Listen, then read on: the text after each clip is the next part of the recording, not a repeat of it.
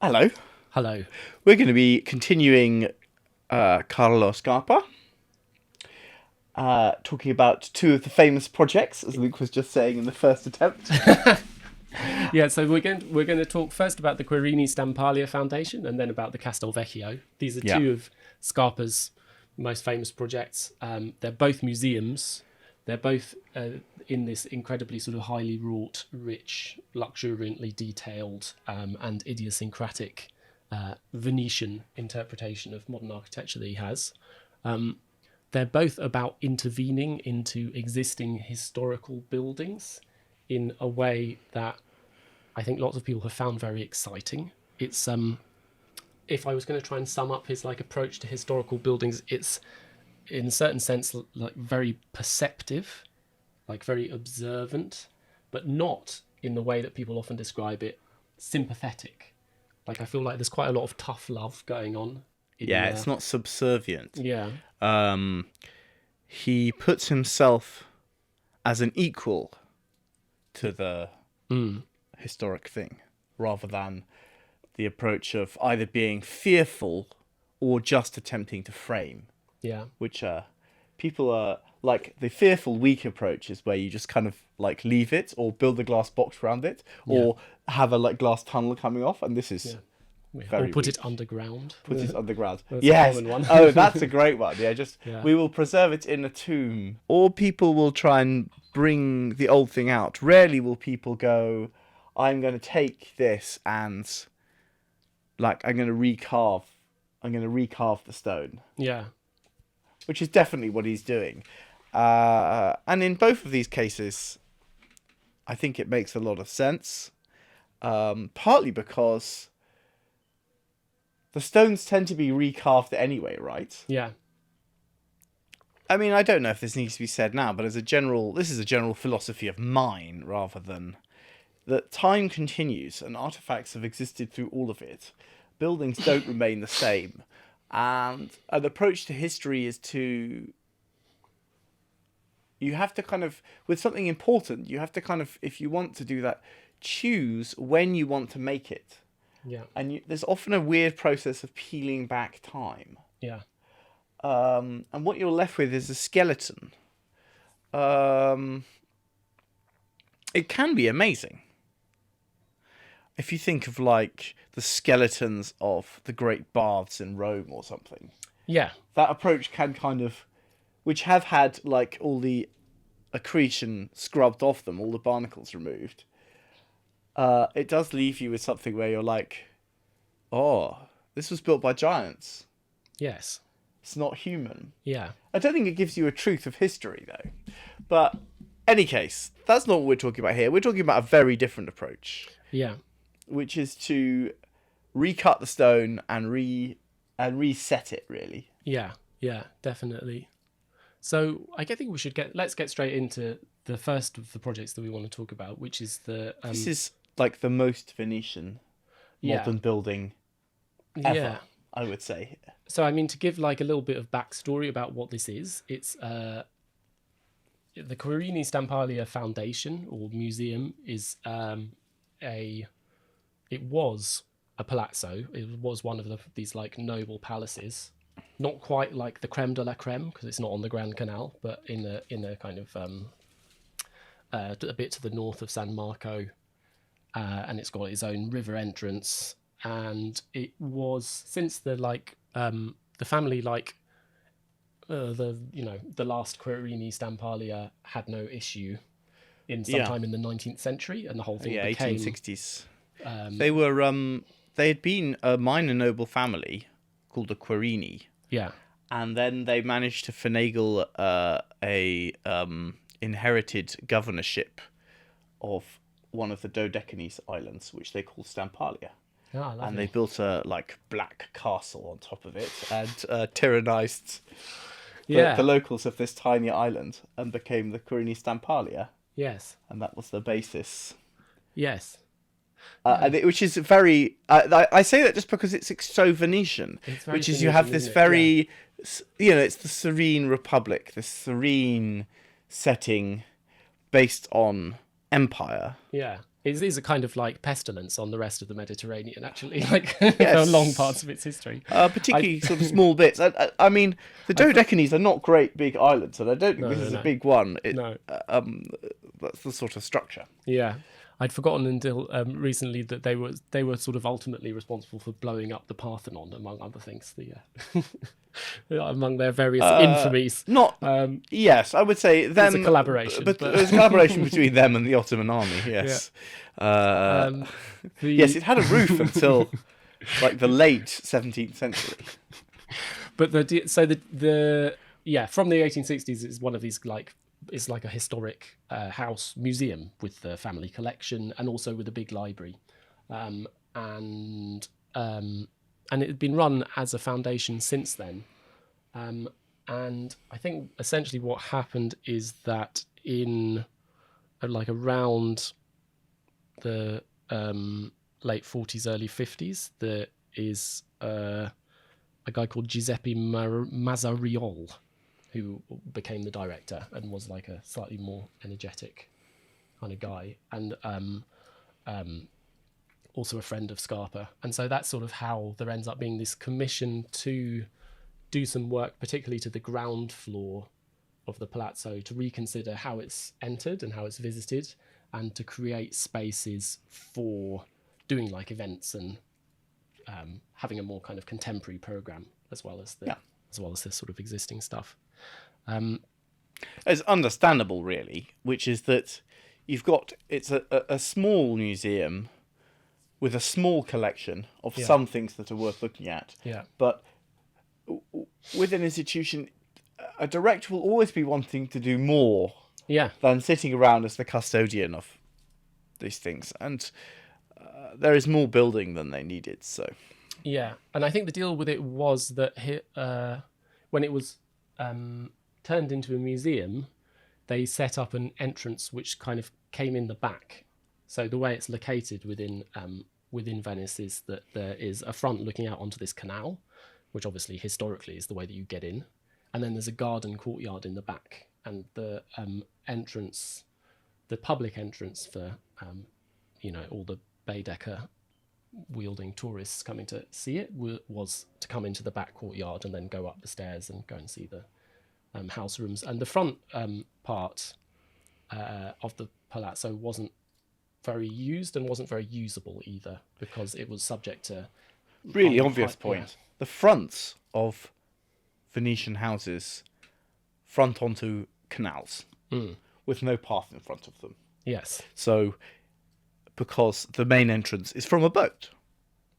Yeah. So there are reasons why through the 19th century, Venice was becoming a more walky city. Yeah. Like they were making more and they paths. they filled in some of the canals at that time, and they even made some attempts at like modern streets and things like this. Built a bridge. Yeah. Built some bridges here and there.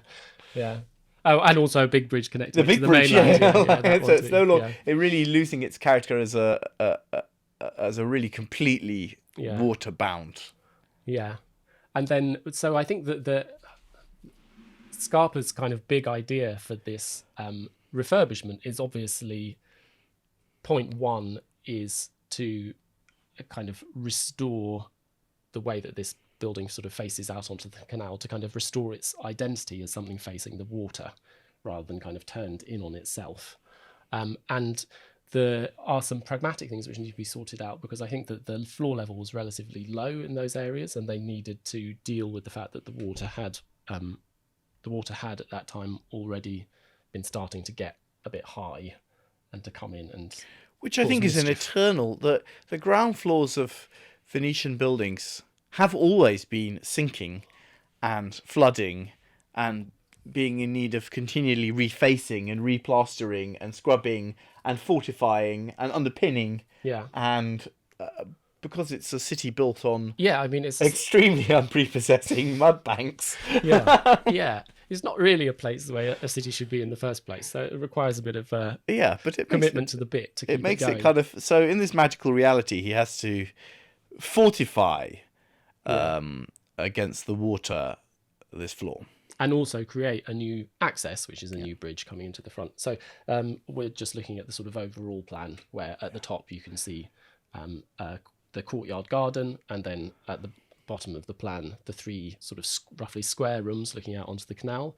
And in the midsection, there is the stair, which goes up, and a couple of new gallery spaces, which he creates. The biggest room being one of the galleries by some margin.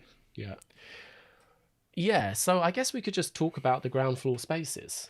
Yeah. Because they are, I mean, the nature of Scarpa's architecture is that they are lots and lots of these little, incredibly precise, sort of jewel-like elements. Yes, I mean, my feeling is very often he designs moments. Yeah. Like, or elements, Yeah. particular spots, more than, with some people, it's really about creating a whole. Yeah. Having a kind of total vision. Yes. And there is a total vision because it's all very much his style. But I think elements, little places is where Carlo really comes into his own. And I think it's also the fundamental element of his design method. Yeah. So there is this new bridge, which I think we're going to talk a bit more about later, but which kind of brings you into an entrance space. And the strategy for dealing with the water is slightly different in the different rooms. So in the entrance space, there's like a raised threshold. So you effectively come in a little bit higher and then come down these steps. Yeah, I think it's worth, if we get a picture up of that for the people following along. Oh, you're meaning this zone here? Yeah, that one. Yeah, so basically, you come over the bridge, there's a raised plinth. Yeah. I mean, with all of these images, I just see so many of his tropes. Yeah, we've got the classic, little squares within big squares paving. Yes, which I feel that's a very kind of northern Italian thing. There's like lots of stones put against each other. Yeah. I mean, it feels a bit like the stones on there's that small building in St Mark's Square, which has got lots of little squares of like slightly different coloured stone. I mean, they're bigger squares, but materially, all of these spaces, there's a lot of rich materials which are kind of slightly glossy or kind of dully but sort of richly reflective. A lot of the ceilings and many of the walls as well are made of this polished plaster, marmorino stuff, which is a kind of marble based plaster with a wax on it. It's a slick lime plaster. I think they put linseed or wax but anyway, it's high gloss. And often he colours them dark, which is kind of bold. So it becomes all about the reflection rather than the whatever it is, diffused light. Yeah. There are these three little square rooms looking out onto the canal, and then the strategy in the first one is kind of raised plinth as you come in. The strategy in the second one is the water comes into the room and there's a sort of raised concrete causeway that you walk over, with a little sort of expressed lip on either side of it. So it's a little bit like a kind of Moses causeway.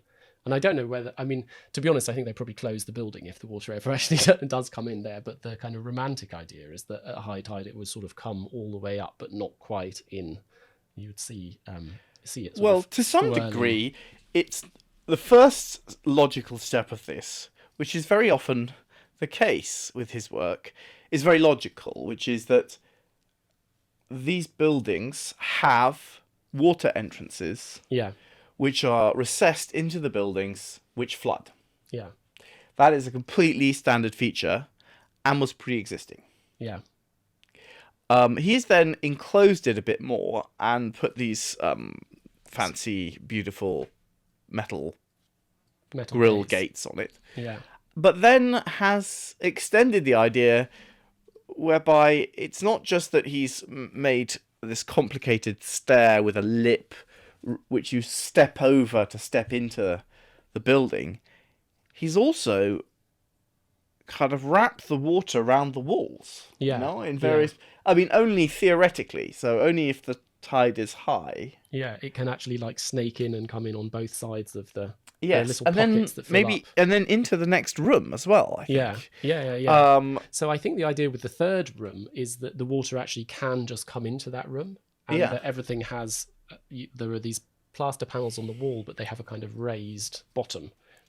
So you could, in theory, have like an exhibition going on, and then the water would sort of come in, and then it would go away again, and then you could get on with the and there's a sort of the canapé reception. Or there's whatever. also kind of these jokes, well, not jokes, but like things being peeled back, right? So the water comes in, which is the kind of ground condition. Yeah. He's got these fine polished plasters. He's got hard stone, like Ruskin's. Yeah. Like thin slabs of stone over roughness that make up Venice, and like then he's like white stone. Like travertine, isn't it? I think it might be Istrian. If it's the classic Venetian one. Yeah, it looks almost more grey than that. I don't know. Yeah. And then really deliberately rough concrete. Yeah, it's not your nice grey. It's got loads of exposed aggregate, which is like river pebbles. Yeah. And it feels very much like compacted riverbed. A game he likes to play is putting earth in buildings. There's a house that we almost certainly won't talk about because it's too obscure. But the ceilings look like they're made of soil. Yeah. It's brown, like clay, and completely rough. Yeah.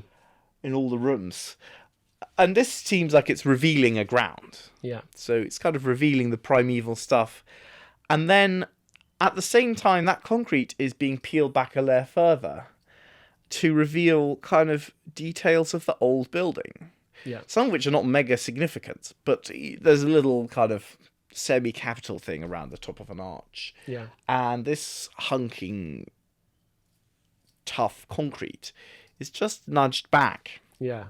Just a touch, just to sort of emphasize the point.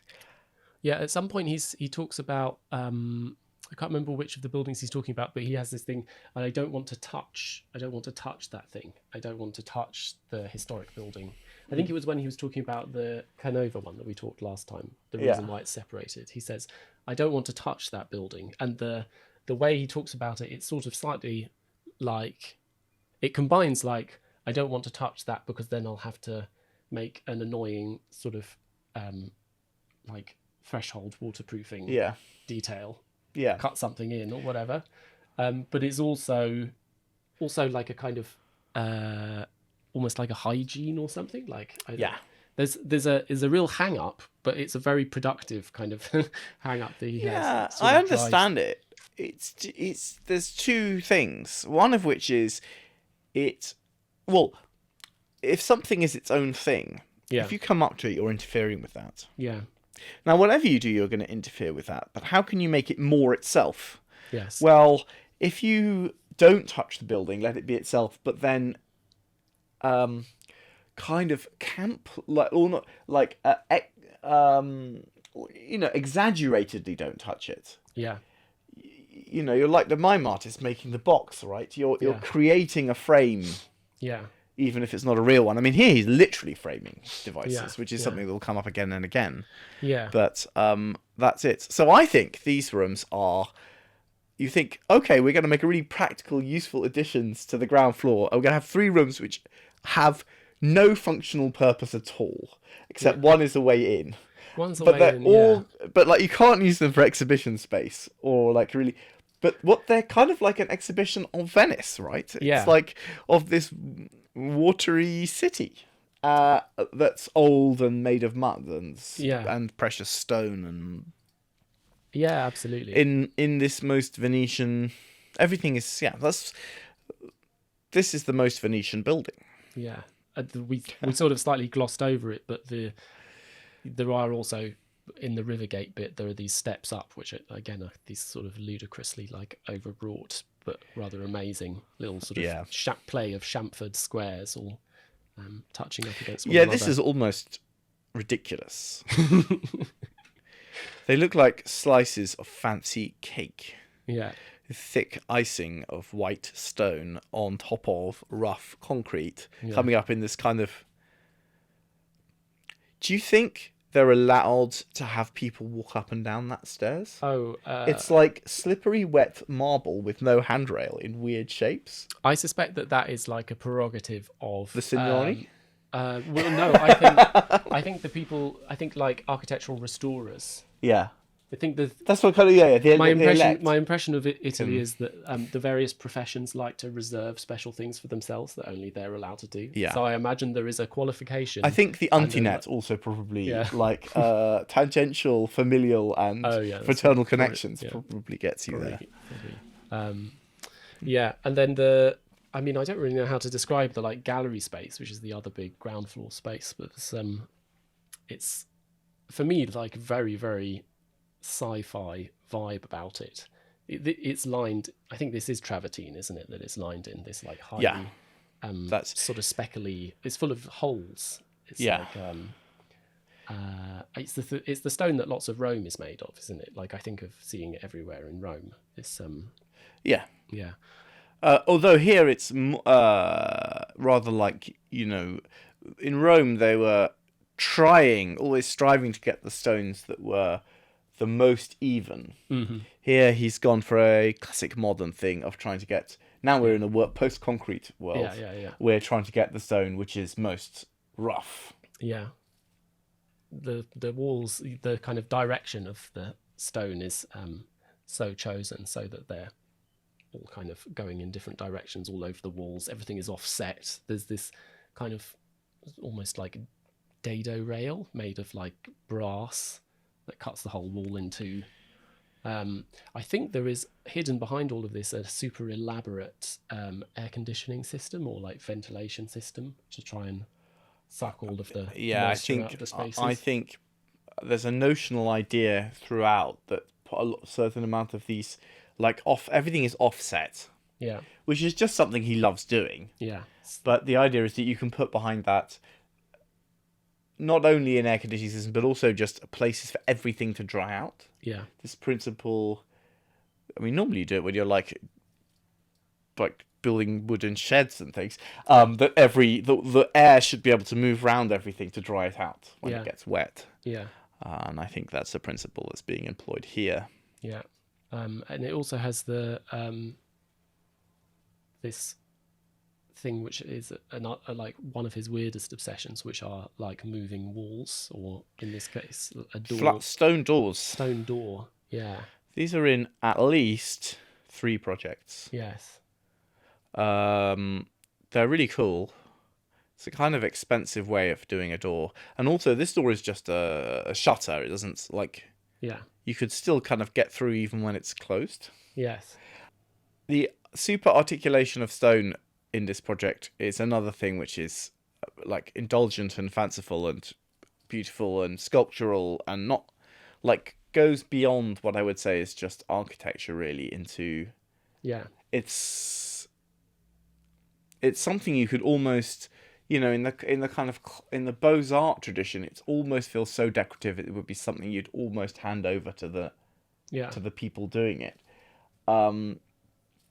But panels of stone where the edge has been elaborated to go up and down, and taking it kind of for a walk, and then joints articulated by doing cutouts around them. There's that like radiator ventilation panel in the middle of the first 3 rooms, which I think is made of sections of stone stuck together with gilding between them, which looks like it's kind of assembled out of like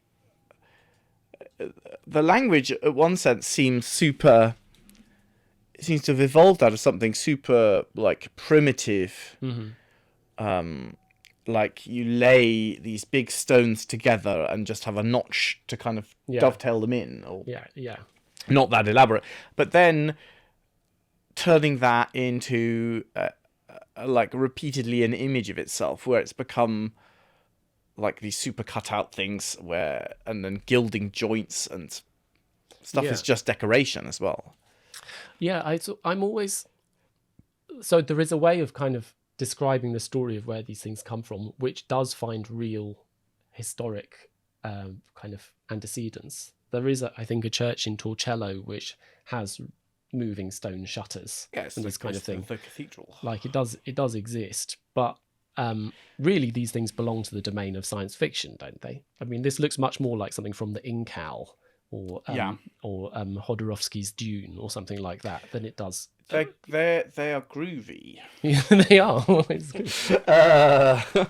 There's a streak of like 60s grooviness. Yeah. But rendered kind of. This is very Italian, isn't it? Like something that feels like you're not sure if it's really cheesy or just like really perfectly tasteful. Yeah. I mean, I probably lean more on the perfectly tasteful here, but it's got a cheesy edge. I mean, it's also there's also a little bit of, certainly with a piece like this Radiator one, which is this play of different kind of square and rectangular cutouts moving over these planar surfaces. Graphically, this feels like something which could be sort of de style or something from kind of 20s graphics and interior design.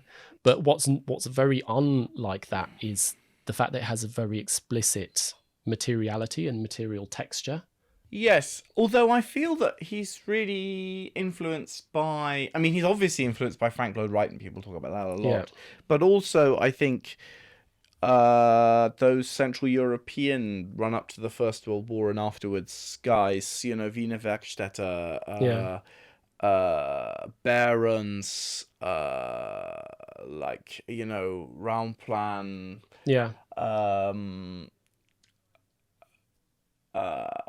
even like Hoffman, all that sort of stuff, where they are really into the materiality, where they do love it made of stone or gold, or hammered brass.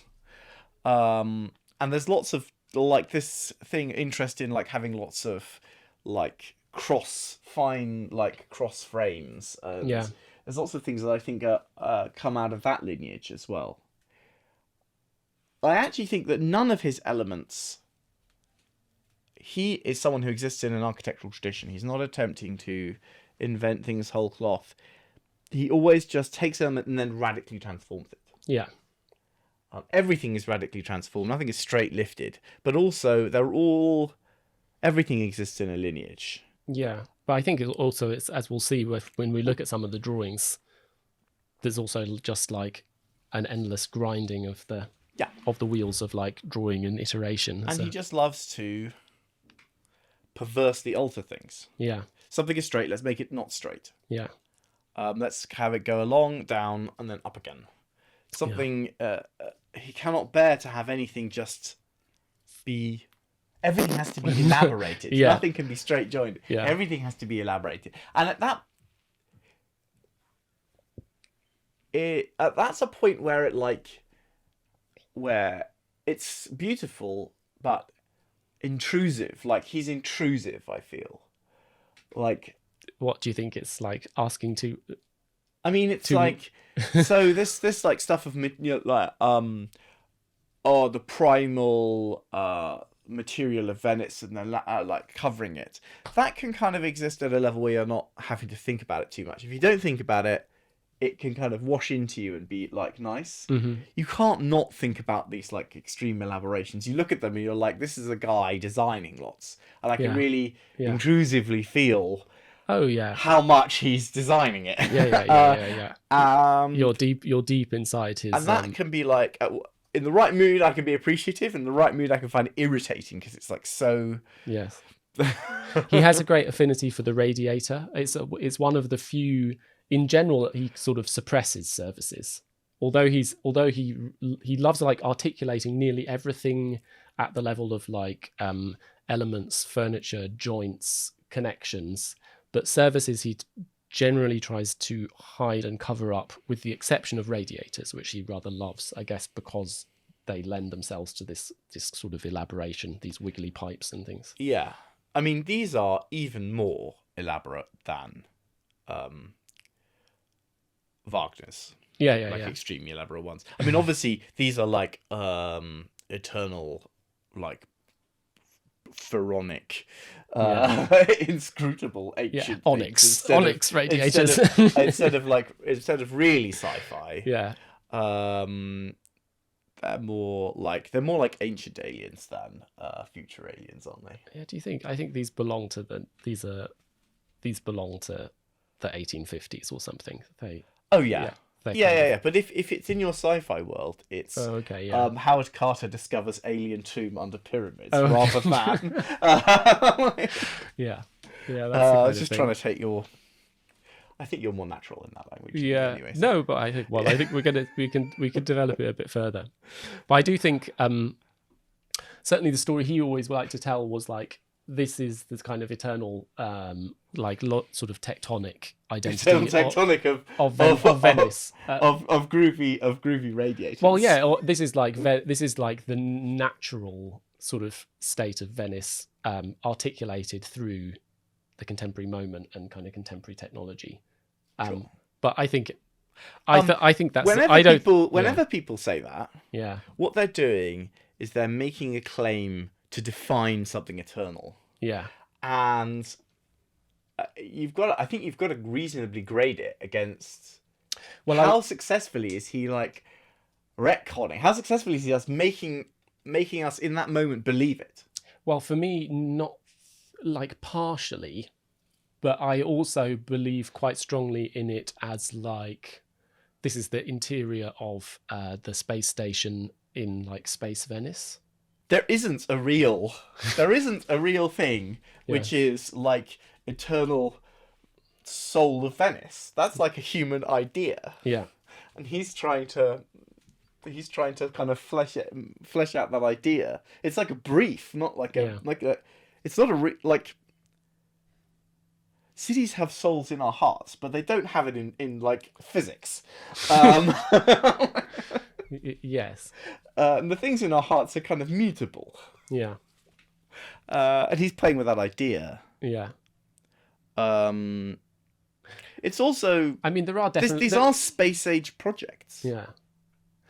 That is his era. It is. Yeah. No, he is channeling that. I guess to push back on that a tiny bit. I mean, there's genuinely a kind of quite specific sort of material culture in Venice. Yeah. Like which is the material culture of like buildings built where buildings ought not really to be built, and out of a certain amount of plunder, which does lend itself to lots and lots of bits which have sort of been put together, but there are about 6 different jigsaws mixed together, and also like implausibly rich. Yeah. And it's not just a material culture; it's an actual condition. Yeah.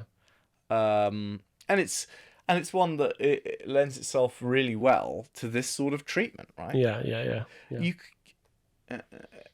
in some way, that's a more normal. Like if you were going to sum up the soul of a more normal city, you would end up with something far more banal, because most places are, in their heart of hearts, much more banal. Yeah. You couldn't say that most cities are, like at their core, something extraordinary, because they're just what we live in. Like, even if they were all space stations, it'd be all like, oh, we're all so bored of these space stations. They're so humdrum. Yeah.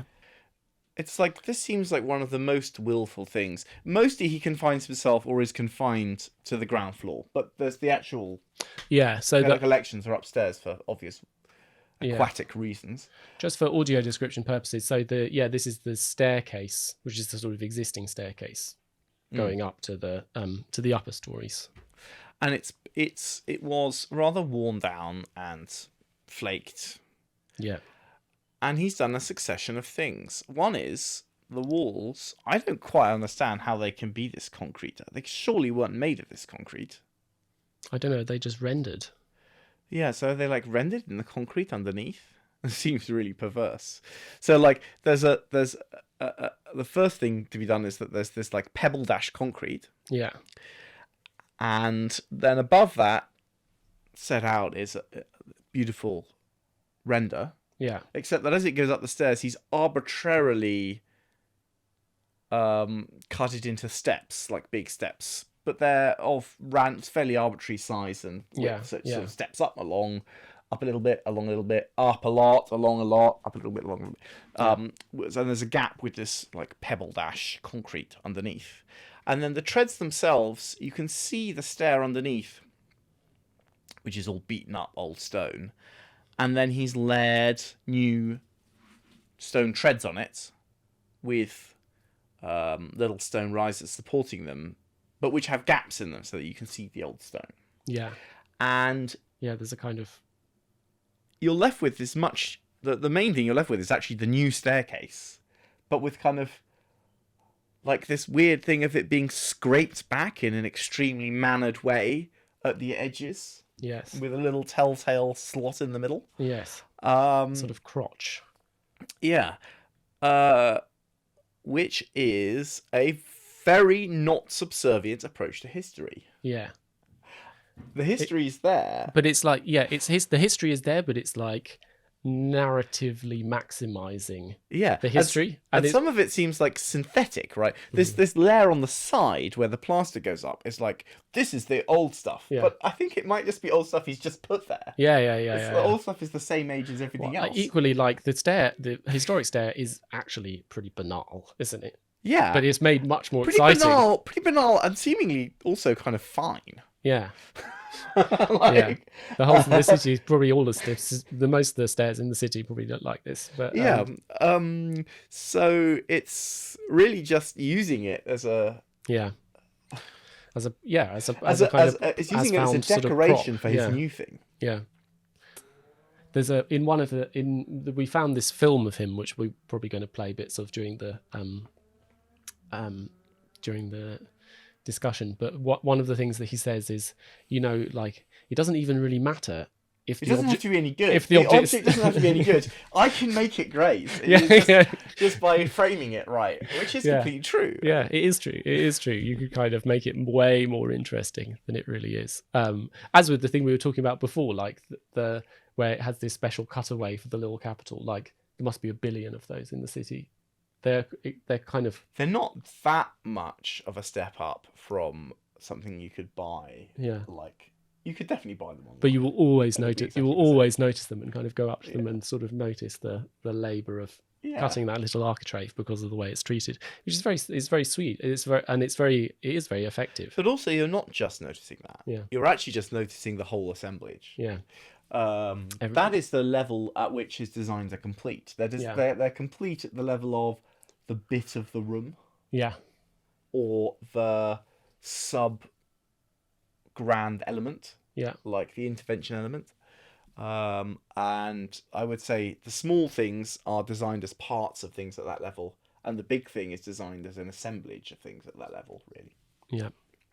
And then there is the garden is also that he has a kind of landscape scheme for. I don't know how much to say about it, but there are like yet more of these little sculptural set pieces and hovering slabs. We'll always see those. So this is like when you have something, he loves a shadow gap underneath it, so it feels like it's floating. This is also like things inset in other things. Yeah, like there's nothing which can't be improved by having a little frame around it.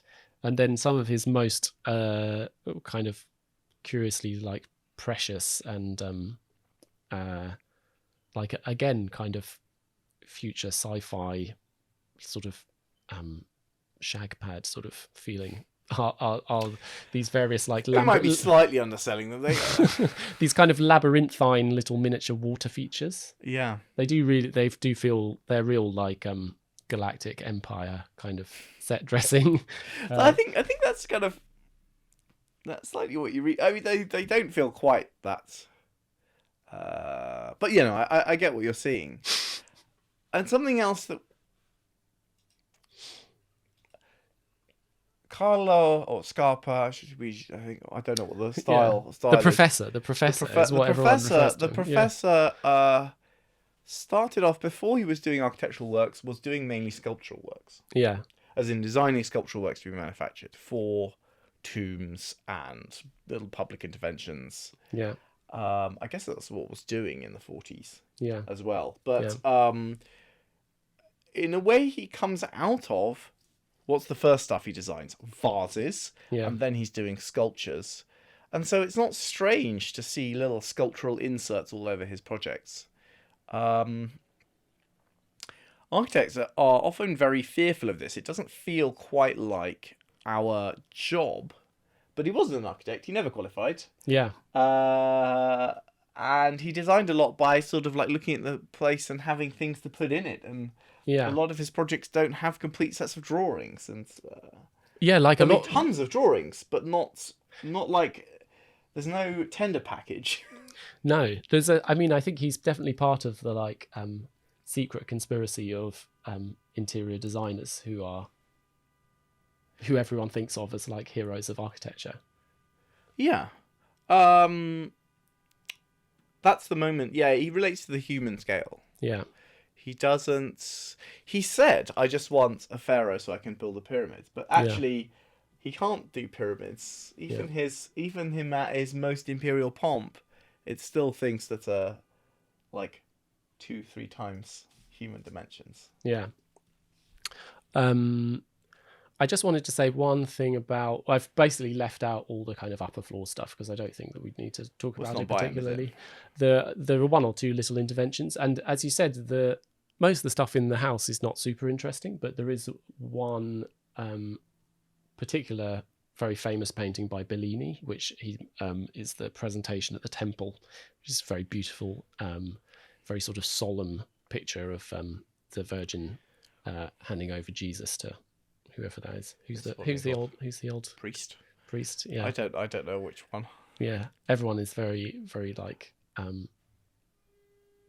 very sad, very beautiful. Yeah, I mean, did we go to that exhibition together? I'm not sure. I think we might have gone to it separately. Yeah. So this was on display in London a few years ago as part of the Bellini Mantegna show. But the way that he displays it, which is something he loves doing, is to make this sort of bespoke, very thin easel that holds it, and which sort of emphasizes its fragility, and it's kind of it stops it being part of the wall, which paintings normally feel like part of the wall. Yeah, and when they feel like part of the wall, they are often wall decorations. Yeah, and they become, if they are really special paintings, they become really special when you look at the painting. Yeah. Whereas this is obviously special when you walk into the room, even if you can't see the painting, because it's hanging in space on an easel. Yeah. Taking up a whole chunk. It demands. It won't stand for a corner. Yeah. It demands this central position. Which, I mean, this is definitely the best work of art they've got. Yeah. It's a major I think work of art. it's a major. Yeah, it's one. This is one you'll have seen if you've done a, art history course or something like that. I have no idea. I really don't know what art history courses are like. We kind of imagine we would have anyway. Yeah. I mean, I think we mentioned before, Scarpa is someone that architecture students are often told to look at as a kind of reference point for what a design process is meant to look like, which is... But almost never does. This isn't really how it... Yeah. I mean, I think it's sort of relevant the way that he worked as well, which is that he had like a very small studio, and I think often basically worked alone. He didn't have... He did lots of projects during his life, but he didn't have a huge amount on at the same time. And he liked to kind of really work into and develop these elements one at a time, often seemingly like existing in their own little world. And his tools for doing that are generally orthography more than anything else. Orthography combined with sketch, like perspectival sketch. Little sketches here, little sketches here and there. But orthography means measured plans and sections, measured drawings. Yeah. Drawings without perspective as well. Yeah. So you see the sort of development of the bridge element kind of shown off in one of these books. This one with circles feels really Central Europe. Yeah, which got in here somewhere. There's a whole lot of other ones as well. Yeah. Also, I guess the process often goes from like the whole thing to the detail and back again, sometimes on top of each other on the same page. So we can that one of them you've sort of got the whole bridge at like 1 to 10 looks like, where you can see like the layering and sort of biscuiting of the different wooden elements, but then you've also got like a big 1-to-1 handle drawn like in the middle of the whole thing, and you've got often even they're more chaotic than that, where you've got like just stuff everywhere. And not only that, you also had another version of it on of the handrail at a different scale on the drawing itself. Yeah. This bridge is super composed. He's also doing a thing of like work out the massing of it and then going through layers of detailing until he's got to really fine detailing. Yeah. And this little bridge, which is only 4 meters, 5 meters wide. Yeah, long. Yeah, long. And it's like wide enough to hold both handrails at the same time. Yeah, 1.4 meters wide. Yeah, is really designed out and very, very, like everything, hyper articulated. Yeah, the sort of journey of the line of a post supporting the balustrade kind of goes, well, there's a thing connecting to the frame. And that connects to a connection, which connects to a rod, which goes up, which has got another kind of thing round it, which goes up into something which then has a bit of metal that connects to it, which is clamped into another bit of metal, which is clamped into which has a wiggle, which then has a line going off it, which then supports two balustrades. Yeah. Each of which then have further elaborations. Yeah, that's the way he likes to do it. It's it's kind of anti value engineering. Yes, I don't think he had to deal with that problem. I think also there's a nice bit in the documentary that was done with him where they talked to all of his workmen, like not his workmen, but the artisans that he would work with. So they talked to like the metalworking company and the woodworking company, and I think that part of the reason he has this design process is that he had a certain relationship with the fabricators, which was that he could take a drawing in more or less any state and go and talk to them about it and sometimes leave it there. Yeah. So I mean, this would be punishingly hard to assemble all the people you needed to make these projects from scratch. Yeah. Like, one element would feel achievable, but there's so many, like, you require quite a few specialist firms who have to be really invested and on board with the idea of making this artwork. Yes. They want to, I reckon people would, but you'd need enough demand to support all these people, you know. Yeah. It's very dependent on a certain sort of ecosystem of craft. Gorgeous stuff. But it is also, I guess what I wanted to stress is I think that without like a huge amount of mutual trust also, I don't think that you would be able to work in the way that he worked. It's not completely un-Ruskinian. Yeah. Although it's not the workman, it's the firm. Yeah. It's the supervisor. Yeah. I wonder if we might... Shall we do an ending in case we want to end it? Sure. Because also my computer's doing something strange. Yeah. And it would allow us to have a quick break. Well, that's the Querini Foundation. There's not a lot more to it. No. It's very... I think it's a really... I haven't been there. Yeah. Well, do you want to have, just before we finish, like, you have been there? Yeah, so I've been there a couple of times. I went there, I guess, in 2008, 2007 as an undergraduate. And then I went back this last year when I was in Venice. And I mean, what is it like? It is amazing. It's architecture of a kind of degree of precision and kind of variety that feels like it would be purely on like a technical level very difficult to design all of. Like, it requires relentless productivity, like to be very, very creative, to be sort of relentless in the activity of designing. And then also it requires a kind of relationship with a client and with the people who are building it, that it feels like, just feels like it's completely outside of the bounds of possibility.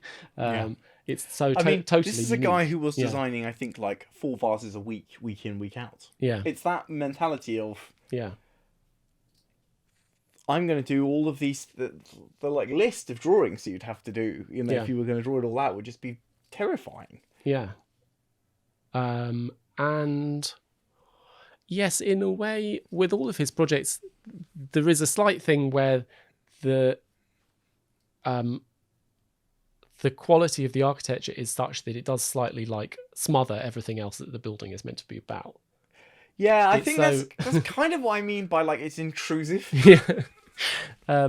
But I don't really mind it being a kind of Carlo Scarpa theme park because there aren't very many of them. Yeah. And it is a wonderful and Of extraordinary course, it's thing. a gorgeous thing No, to have. Yeah. Like, but you Yeah. know, Much better than like a slightly second-rate, Noble House Museum, which, which are real banalities. Venice has lots and lots of them. But I mean, If it didn't have that painting, it would definitely it would have there would be nothing there. no really top stuff. I think there's a library which scholars are fond of for one reason or another, but Probably because it's in that building. yeah, I guess it has. I mean, yeah, like, what do scholars use library for? They use them as Hanging a out. classier version of a cafe. yeah, 80% and 20% Specific resources, in them, haven't yeah. they? But yeah, I wouldn't neglect the. yeah. I mean, vibes. like, Vibes are a big yeah. part. Yeah, I think it's got lovely vibes. And yeah, no, I think people do like to go and work there. It's like 100%. It's an essential visit if you're into architecture and you've never been to a Carlo Scarpa building. It's absolutely a thing to always do if you get the chance because they're so unlike anything else. That's true of basically everything. No, yeah, I mean, don't know. every Carlo Scarpa building. Oh yeah, all That's of them what I mean. are. Yeah, all of them are. Of course, it's not true of everything. I mean, every Carlo Scarpa Yeah. building. No, they're There's all. like if there's a Carlo Scarpa thing, It's worth it. it's always going to be worth it because they're all cool. Yeah. So we're just going to wrap that one up there. We're trying to do sort of slightly shorter episodes at the moment to give people Yeah, we're gonna try and I think we're gonna try and get back into the swing of things again. again various things. Never apologise, never explain. But Let's just carry on. but that's the way it is. Remember that if you want to support the show, if you like what we do, we have a Patreon where you can pay for various incidental expenses and generally And Matt. enable like our editor Matthew Lloyd Yeah, Roberts. I wouldn't describe it as an incidental expense. That feels a bit. Yeah. And if you want like additional content, we've It's on there. There's more. Yeah. there's more. We're on various platforms. Our handle is generally at about_buildings. The Patreon and everything else, there are links on our website, aboutbuildingsandcities.org, or if you're watching this on YouTube, on our page in the bio. That's all the stuff we normally say, isn't it? That's it. That's Yeah. it. If you're Thanks feeling very nice, much. you can review it. You review Yeah. us. Yeah. Thanks for listening and potentially watching, Yes. Like and subscribe, as they say. if you must. Bye. Bye bye.